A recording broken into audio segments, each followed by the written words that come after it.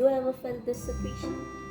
Or have you felt embarrassed or avoided going to a date night or a get together you planned for your whole life just because you were bothered about the bad breath? मुंह से बदबू आने की वजह से?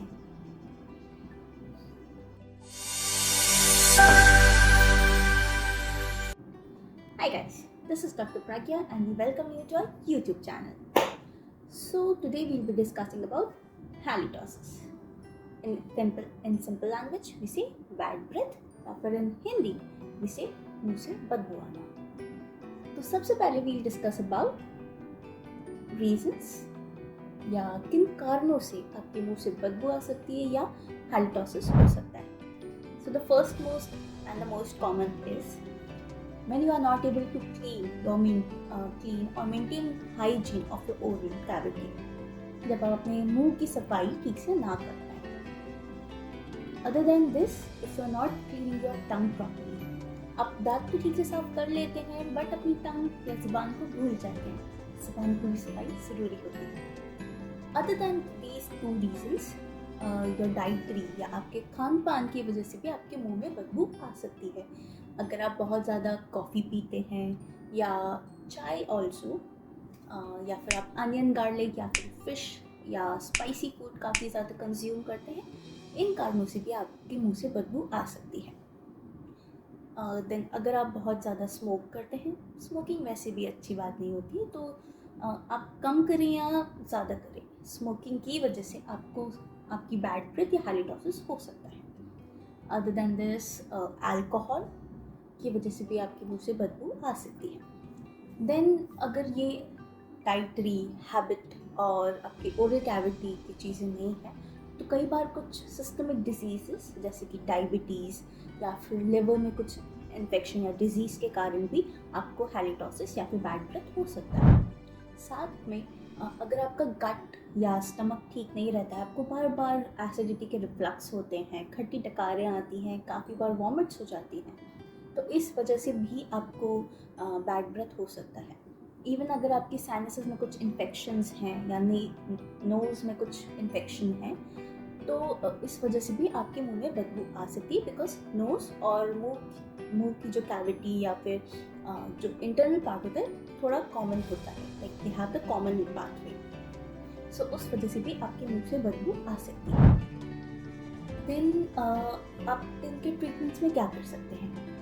Foremost आपको अगर कोई सिस्टमिक डिजीज़ नहीं है जैसे कि डायबिटीज़ या फिर लिवर डिजीज़ या आपका गट अच्छा है और कोई किसी तरह की बुरी आदतें भी नहीं है, तो चेक आपके दांतों की सफाई ठीक से आप करते हैं या नहीं.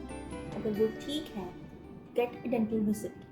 हो सकता है आपके दांतों में काफ़ी ज़्यादा प्लाक जमा हो, कैल्कुलस जमा हो, and that need to be treated. Other than calculus, carries जो होती हैं या किसी तरह के इन्फेक्शंस मुंह में जो होते हैं, अल्सर्स हो रही हैं या गम डिजीज़ है, इन वजहों से भी आपके मुंह में बदबू आ सकती है. इसलिए आपको डेंटल विजिट करना ज़रूरी है.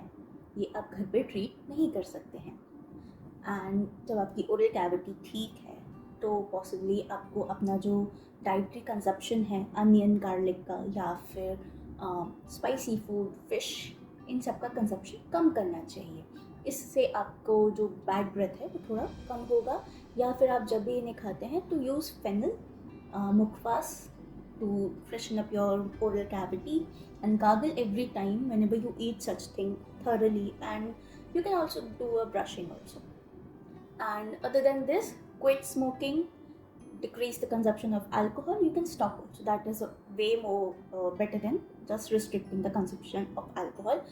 Smoking should be quit immediately for bad breath, because the tar start it again makes more complicated. It just not reflects over the breath but also the oral cavity environment too. It can lead to many dangerous things also. If you are tobacco chewer, you should be stopping your consumption of tobacco as well. And if these are not the reasons and you have some systemic disease like diabetes again and liver infection, you should be visiting the designated doctors and you should be discussing about this thing also. And sometimes what happens is people who are patients for hypertension, because of their medication, sometimes saliva flow in the mouth or saliva production in mouth reduces. Because of that dry mouth और मुंह सूखने की condition होने लगती है कुछ दवाइयों की वजह से. एंड ऑल्सो लाइक आपकी बिकॉज ऑफ सिस्टमिक डिसीज आपके मुंह में भी चेंजेस होते हैं, तो मुंह वैसे भी कम सलाइवा प्रोड्यूस कर सकता है. तो आपको बार बार पानी पीना चाहिए, बार बार कुल्ला करना चाहिए एंड ऐसी चीज़ें खानी चाहिए जिससे सलाइवा ज़्यादा प्रोड्यूस हो. जैसे आप यूज़ कर सकते हैं आंवला और कोई खट्टे जो फ्रूट्स होते हैं, raw fruits. I am not saying कि आप आंवले का मुरब्बा बना लीजिए या नींबू का अचार खा लीजिए, नो. सिट्रस फूड जब आप रॉ लेते हैं तो वो हेल्प करता है आपके मुंह में सलाइवा प्रोड्यूस करने के लिए. आप आंवला को प्रॉपर आंवला ही खाएं, नींबू को नींबू के रस की तरह लें, या फिर कोई खट्टे फ्रूट्स जो आते हैं संतरा, मौसम्बी, ये सब इनका सेवन ज़्यादा से ज़्यादा करें. इससे आपके मुंह में वापस से जो सलाइवा प्रोडक्शन है वो थोड़ा बढ़ सकता है.